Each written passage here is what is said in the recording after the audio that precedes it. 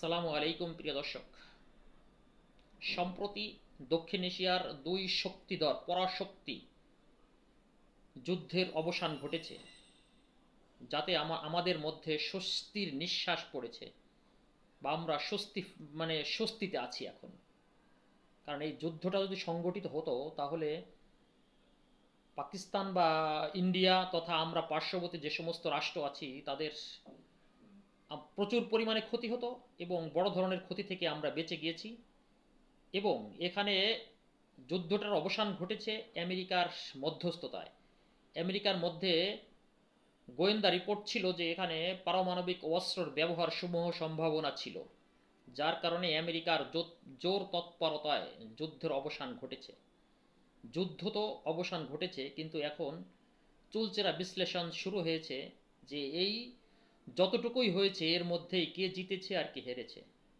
তা হার জিতের প্রশ্নে যদি আসি তাহলে ইন্ডিয়ার সামরিক শক্তিতে দক্ষিণ এশিয়ার মধ্যে বা বিশ্বের মধ্যে তারা পরাশক্তি বলা হয়ে থাকে, তাদের অনেক কিছুই বেশি আছে।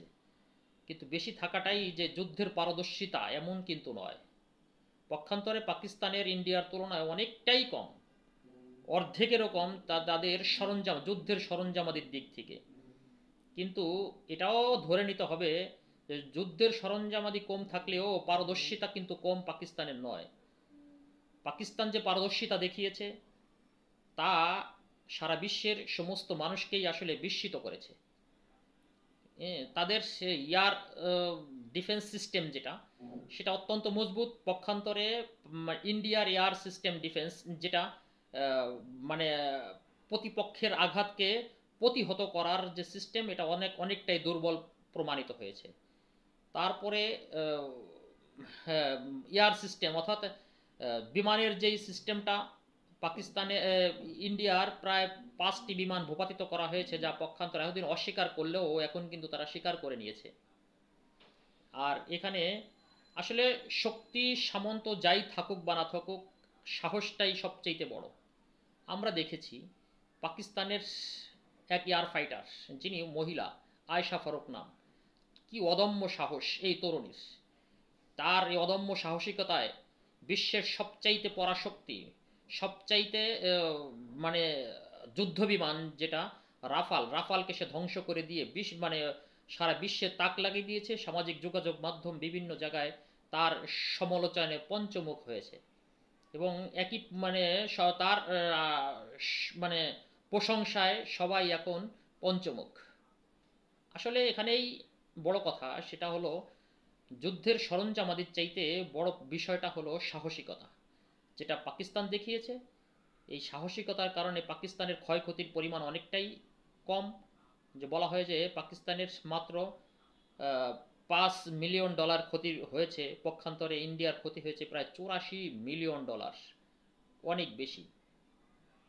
আর ইন্ডিয়ার মধ্যে একটা আতঙ্ক ছড়িয়ে পড়েছে। বিভিন্ন শহর যখনই আক্রমণ করেছে তারা ব্ল্যাক আউট করে দিয়েছে। তারপর তাদের আইপিএল ম্যাচ পর্যন্ত তারা বন্ধ করে দিয়েছে। আসলে মোদী সরকারের সমালোচনায় তার জনগণও এখন পঞ্চমুখ হয়ে গিয়েছে যে মোদী সরকারের সেই সামর্থ্য নেই, বেশি সাহসিকতা নেই। পক্ষান্তরে পাকিস্তান যুদ্ধের জয় জয় অবস্থার মধ্যে আছে। তাই এখন আমরা আসলে ধরে নিতে পারি যে এই দক্ষিণ এশিয়ার মধ্যে এখন পাকিস্তানেরই সম্ভবত সামরিক শক্তিতে জয় জয়কার অবস্থা।